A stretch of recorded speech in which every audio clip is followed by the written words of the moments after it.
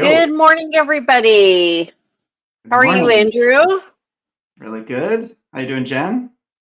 Good morning. I'm doing great. I was Awesome. grooving to the music getting started, so I'm feeling a little jazzed. Andrew, you have added Instagram and X. X won't work for some reason. I'm boy. I added Instagram. Yes. Okay. Okay. All right. We'll see. Hey, everybody. Welcome to the Victoria Real Estate Show.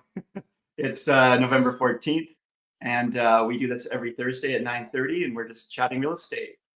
And here we are. So today we're just talking about kind of what's going on in the marketplace. It's more of a just general conversation, and let's go. Let's go, Okay. Jane. Let's Dive into go. Let's go, Jane. Woohoo!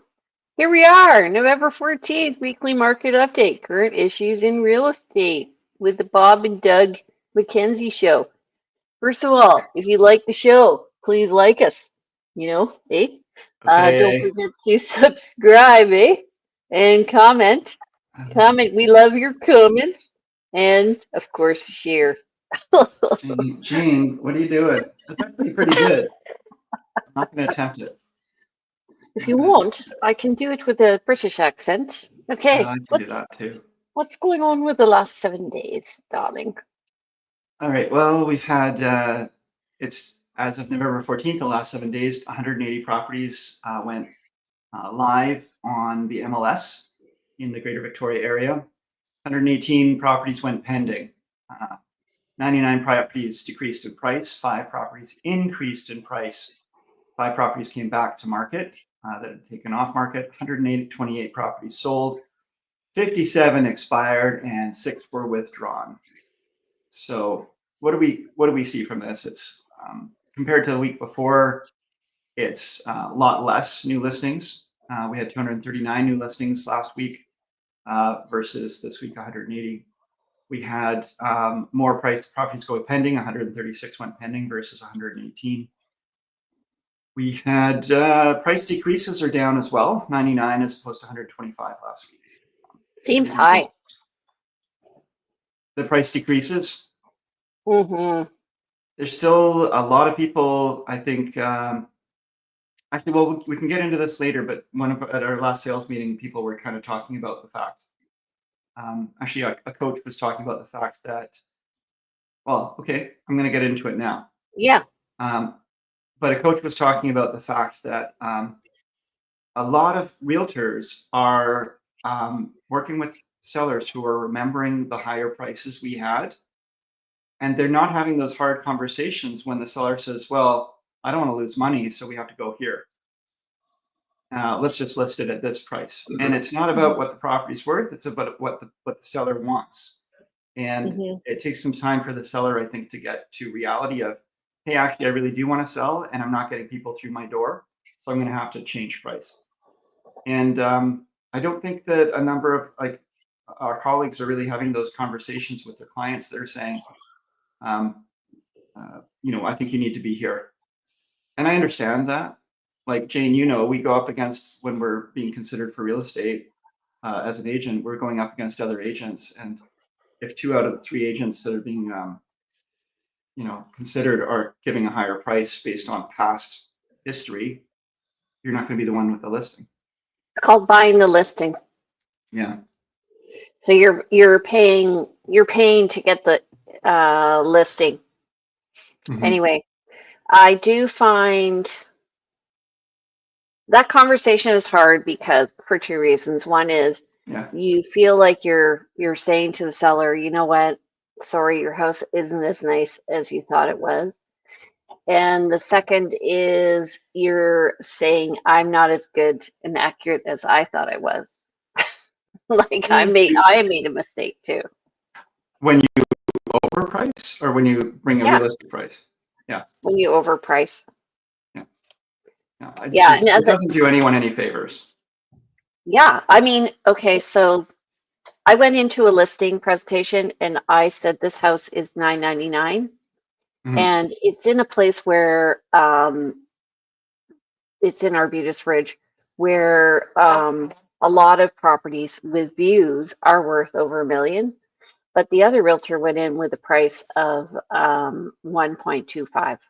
And so they got the listing, and kudos to them. The sellers did everything I recommended, like remove their poly B and all this stuff and change their hot water tank. And then guess what it sold for? $1 million. No, 960. 960. Yeah. So. And how long was it on the market? Like 6 months. See, this is the thing that people don't really get is we are trying to save people, we're trying to save people time and money. And if they had listed it at the $1 million you recommended, they probably would have gotten close to that $1 million, not the Or more. Or more, Yeah. and it would have been sold much quicker. So people, they think we earn our keep if we're going to do a long listing, and it's going to we're going to start high and we're going to bring the price down to where it should sell, because everyone's fear is that we list it low. We suggest $1 million, it's really worth 1.1. A buyer comes on first day and buys it for $1 million, and they've left money on the table. And that's the fear. They don't want to do that. So they're going to say, let's list at 1.2, 1.25, and just bring it down over time.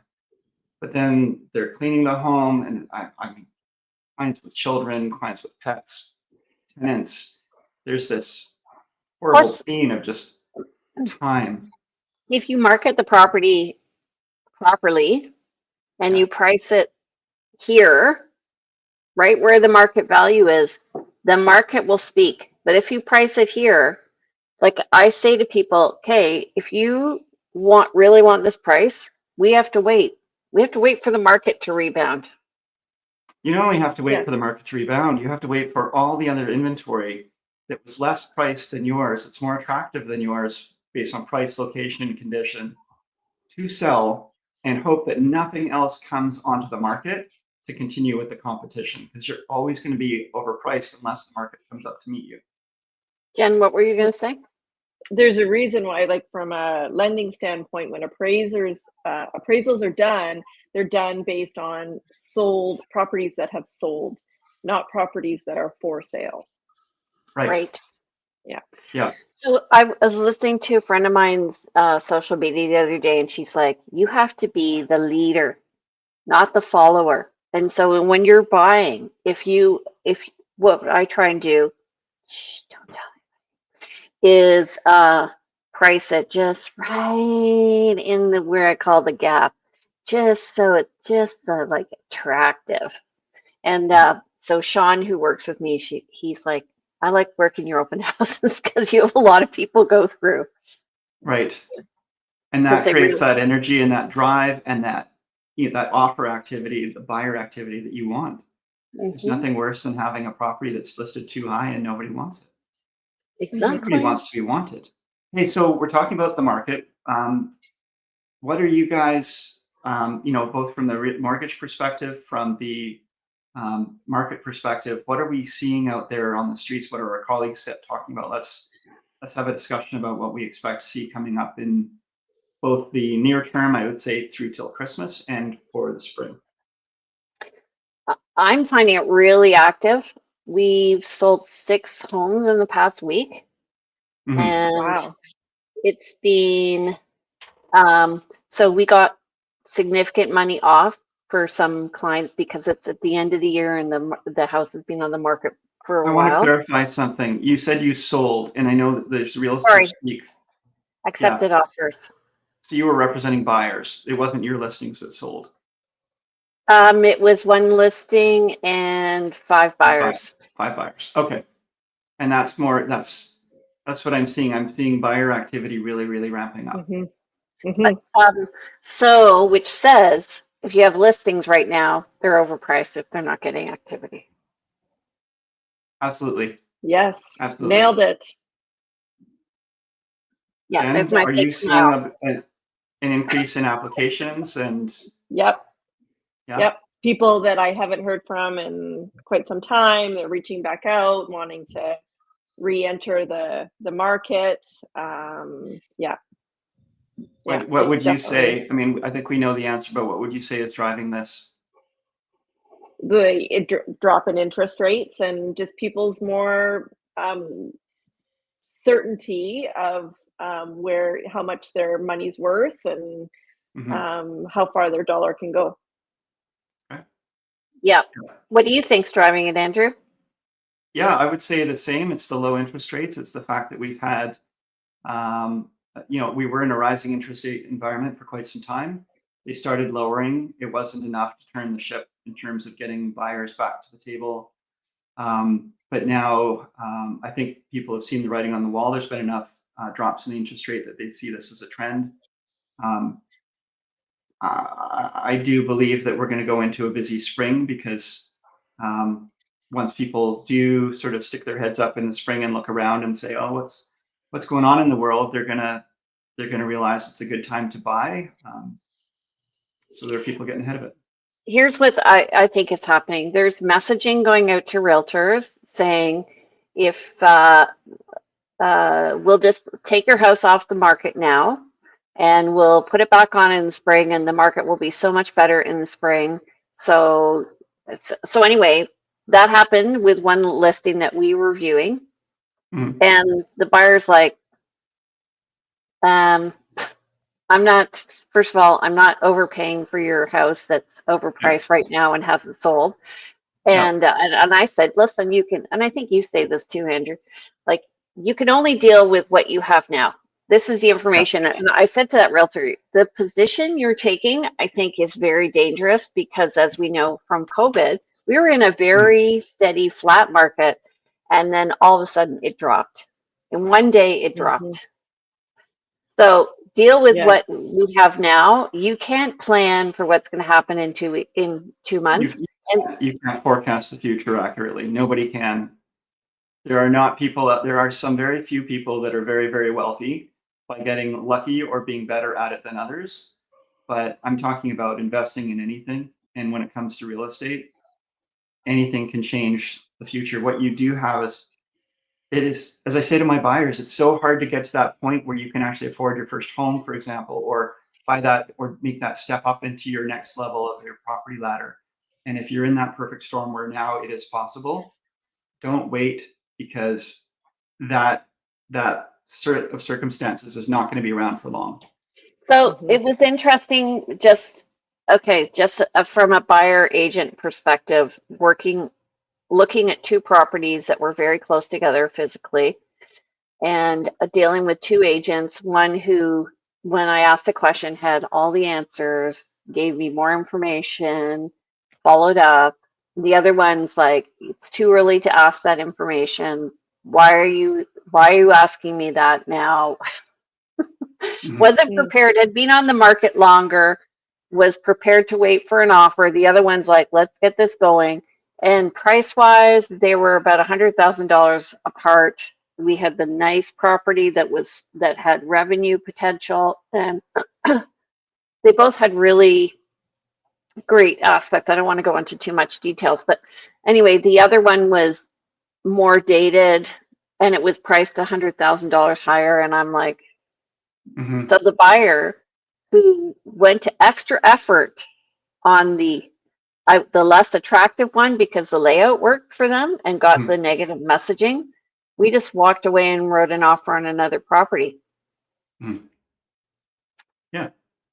And I'm sure that agents, that's good. It was a bit of an ego thing anyway. And I'm like, whatever, you're just not going to get the sale. That's fine. But that poor seller. Yeah. What was that? The poor seller. Like, they have no idea. Seller. Right. Yeah. Sometimes your ego gets in the way of a sale, and ego is you got to really watch it. We all have it. I try to avoid it as possible, but you get sort of caught up in, well, this place is worth this. You shouldn't be bringing this low offer. It's insulting. The internal dialogue, and yet you've got to kind of, like, if you're not getting showings, if you're not getting activity, and it's well marketed, you've got to consider, is this price, and and don't stand in the way.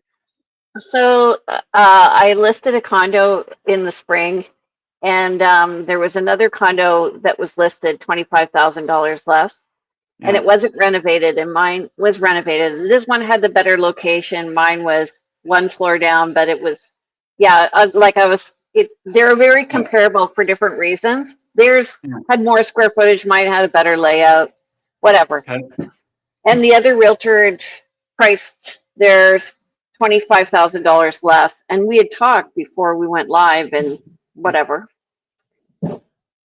And she got what she was asking, and we got what we were asking, right? But we got a lowball offer, 50,000 less.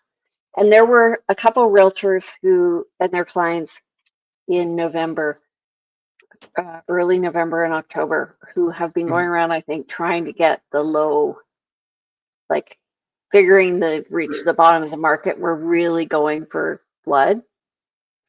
And I'm like, I really don't think that we overprice this condo. So there is that balancing act, and we talked about ego, but there is a balancing act, and this actually speaks to, I think, the market we have right now.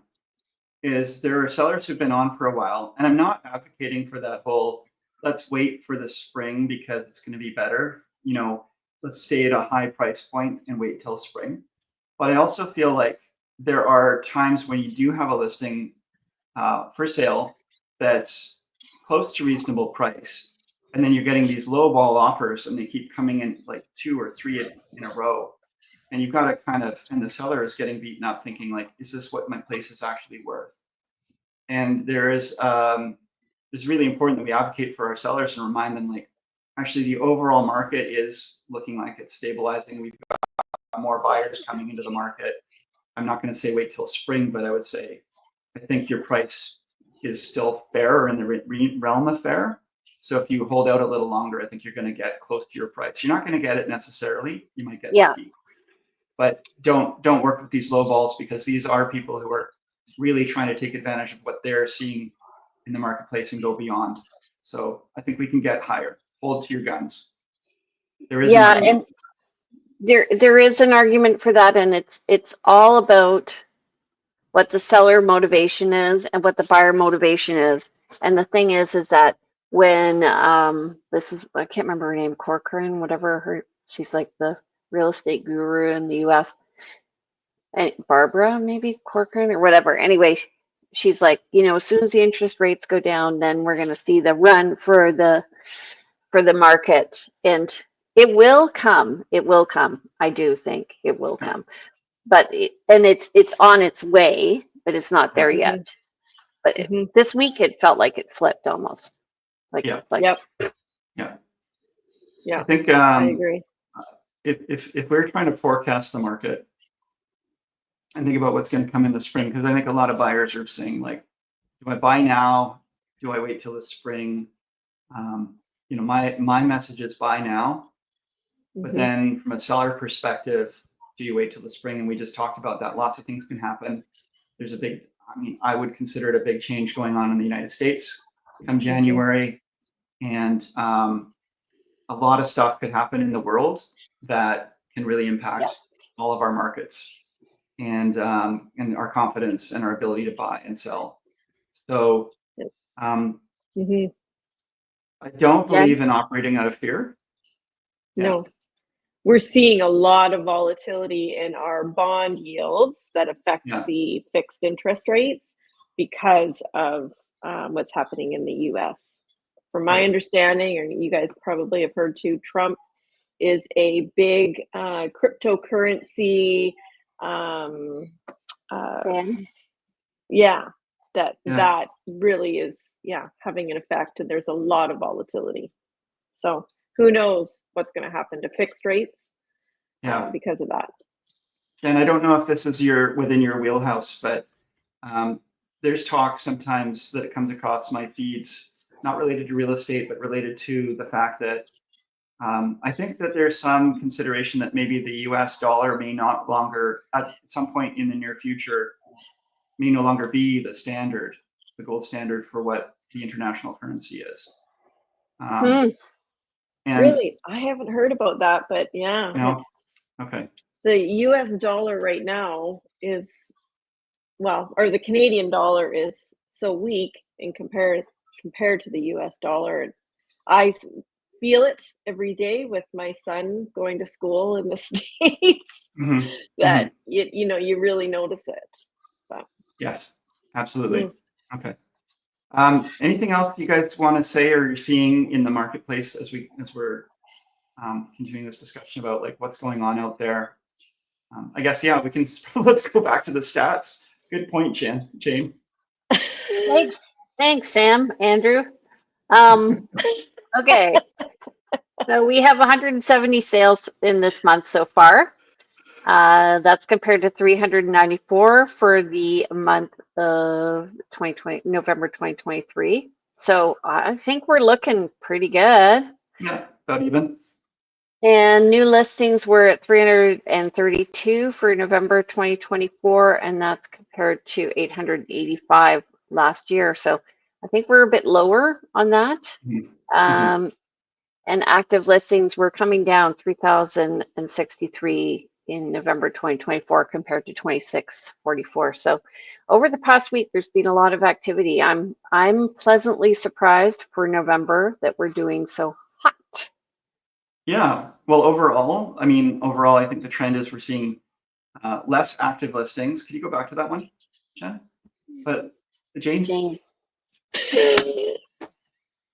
I'm rolling my eyes at you. Yeah, please do. Jeez, so we're seeing the inventory of active listings going down. The number of new listings is also going down. We tend to see that happen in the winter time, but I think this is probably more like people are probably going to be waiting till spring to list. Yeah, it feels like it's less. It's not building up. Yep. It feels like it's going down faster than it did last year. Exactly. Exactly.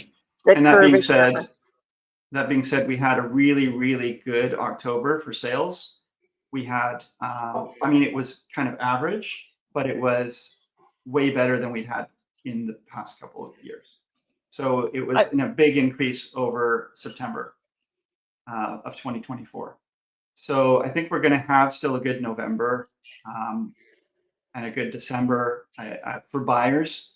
And I think the sellers are going to start waiting till spring, which means less inventory, which means more pressure on pricing going up. What do you think, Jen? In a nutshell. I wonder if the spring market's going to start that much earlier, like mid-January, right? Mm-hmm. It could pick up that much earlier. Yeah, we're already accumulating our listings for the new year. We've done our social media and stuff like that and getting stuff prepared so we can we can swing on a dime, like, so it's all ready to go. Smart. Yeah. Yeah. Yep. And that's a wonderful thing that we're finding now is, with enough notice, we can get our listings all ready to go. And when we have buyers who are just looking for that perfect property, and when they find it, they will sell. Get all that media, get all the stuff prepared, get it into the MLS system, ready to hit live. Yeah. Because that's where you need to be quick to act. Yeah. The thing is with real estate is being able to react quickly because like previously, especially one company before, like we had multiple companies to choose from, we'd have a listing coming up and we'd have to wait for the photographer to be ready. Like, oh, sorry, and we can get you in 2 weeks. So now what we do is prepare it all ahead of time, and then we can be very nimble if we're sensing a change. So that's exactly a pro tip. Nimble real estate. It's a good thing. So Jen, how about you? We're the next thing on our topic is actually what's going on with the financing. This is a Jen Lowe financing report. Jane Lowe.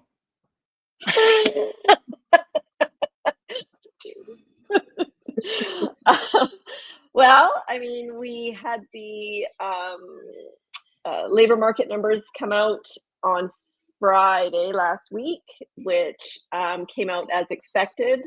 So that's definitely, what's the word? Leading towards a significant drop to prime rate on December 11th. Oh.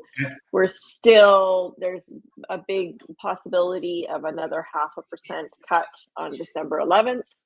So we'll see how that goes. fixed rates for an insured mortgage. So a high ratio, less than 20% down payment. We've got the rate of 4.14 is the lowest we've got available right now. So we're almost down to that 3%, Wow. under that 3% mark, or under 4%, which would be nice. And then we've got a lot of upcoming changes starting December 15th. So that help people qualify for a mortgage. So it gets challenging now that, okay, you don't qualify now, but potentially you qualify as of December 15th. So right. just navigating that. Yeah. I predict it's going to push up the price of housing personally, because we mentioned that last time. We said that last week too, that range just above $1 million, below 1.5, it's going to get shifted a little bit higher. It's not going to bring up the average price, but the average in that area is going to shift. That being said, there's a lot of variability in quality between like even 1.1 and 1.25. So for 100, like 10% more, I know it's a lot of numbers, but it's a lot of money. But you can go from like basically a piece of crap to really nice in that range, right? Yeah. I'm working with a buyer right now in just the starter condo price point, and I'm really trying to get their head around. And they do have the money to go a little higher, but they're resistant to it. And trying to let them know, like you just go another $50,000 higher, and you're getting twice as good a product.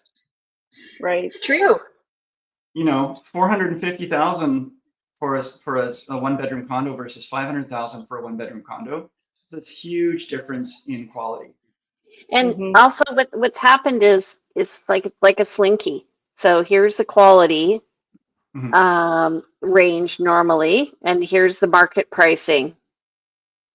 And then when it compresses, when it goes back, ching, the upper tier product is just going to rebound further. Yeah. So that goes back to the same thing, and this is also relevant. Pricing does that in times when things get tight and that difference between the qualities gets really close, you definitely want to do that extra leap to pay for the higher quality, because when prices go up and the market gets really busy, these are the first to drive up. They're also the last to come down. Yeah. It's more like this later comes up, or that's what happens. We also find that geographically too, though. There's that condensing. Yeah. So it's interesting. I have obviously I've sold over 800 homes, and I was reflecting the other day how nobody regrets paying the extra money in the long run for that little extra space, or that little extra storage, or raising the house to full height. Like, I've had so many clients who have regretted not paying. Oh, you know what? We could have paid $10,000 to have a full height basement. We decided not to, and now we have to move. Yeah, and it was like exactly. $250,000 more in the long run. Yeah, that $10,000 they would have paid before, which would have stretched them, is now costing them $100,000 today or more, plus all the time they spent unhappy living in that place over 10 or 15 years or whatever it was. They had their kids play in the crawl space. Yeah. See, which could have been a basement. This is the thing philosophically that I try to get also to clients, like, this is about your life and what you're buying here. It's not just about the price. You might get a great deal on this home, but I hear that one of you is saying you really want to do renovations and the other one is saying, I don't, right? And you might start living through this renovation and living in this imperfect home. It doesn't have the floor plan you want. You say, well, we'll do an addition down the road. We'll do this, we'll do that. We'll make it work. You're going to be divorced in 2 years.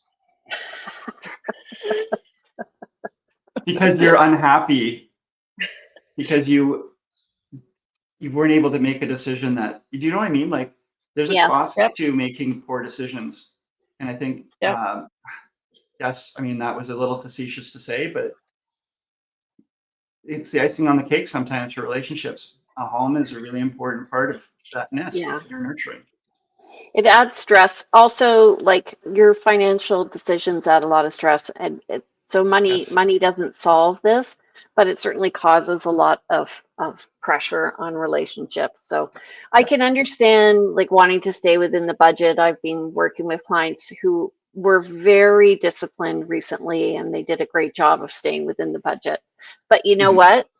We hesitated. They hesitated on the offer, and it cost them $5,000 because when we went back, the seller knew their motivation was still there, and it cost them money. So Interesting. be Yeah. decisive, make the Yeah. decision, move forward. 5,000 is a lot of money. And again, as we were saying earlier, in the long term, it's not that big amount. If they had not paid that extra 5,000, even though they hesitated, then they might be paying an extra 15, 20, 30,000 or not being able to afford the home come spring.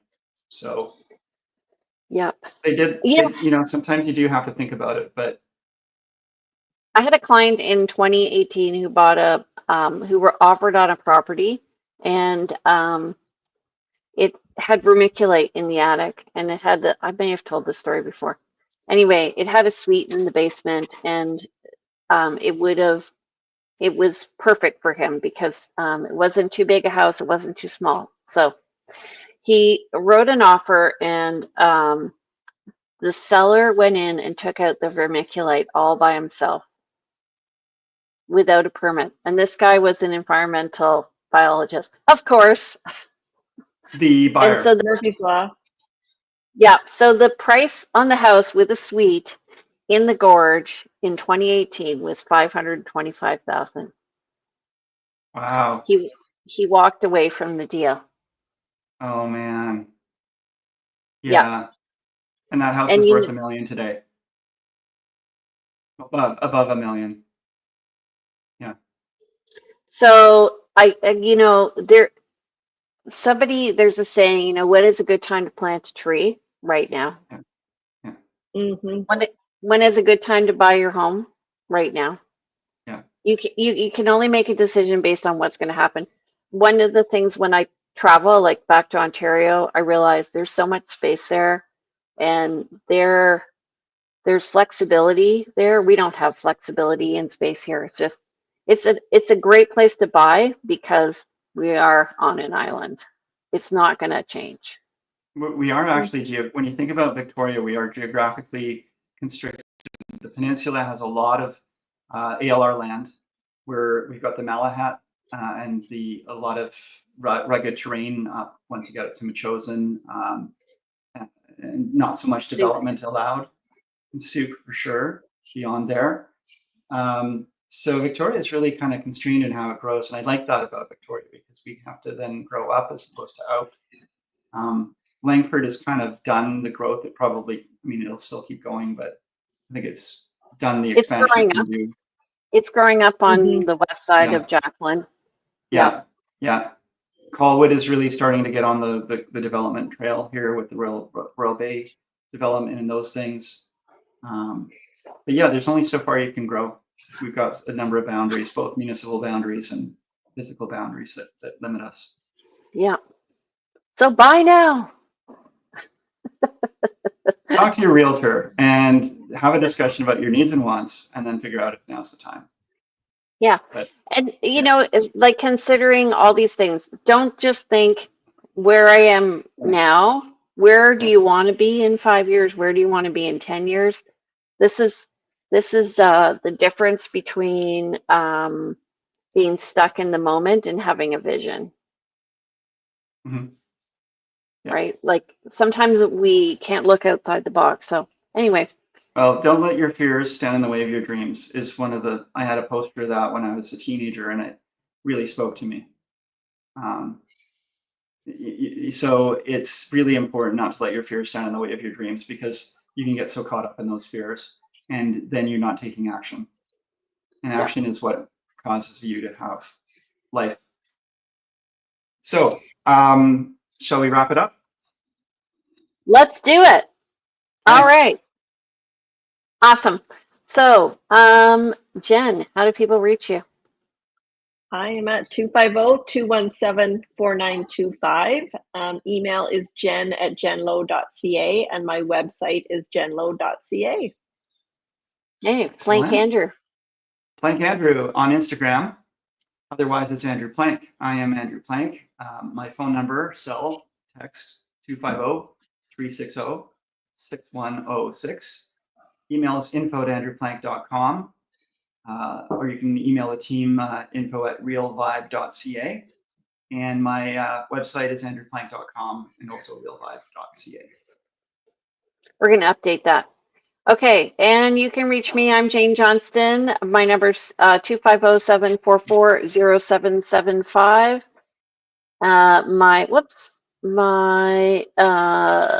Sorry, Jen.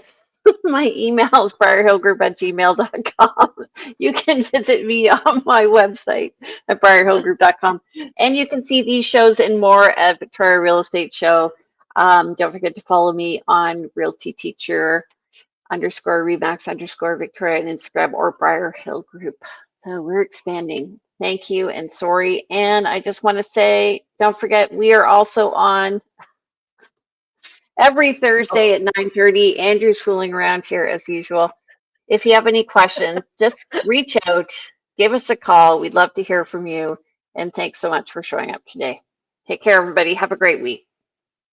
Thanks, everybody. Bye. Thank you. Thanks, Jane and Jen. Thanks, Sam. Take care, everybody. Bye, everybody.